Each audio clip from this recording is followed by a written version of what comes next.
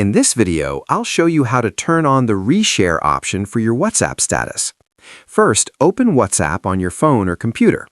Once you are inside, tap on the three dots in the top right corner of the screen.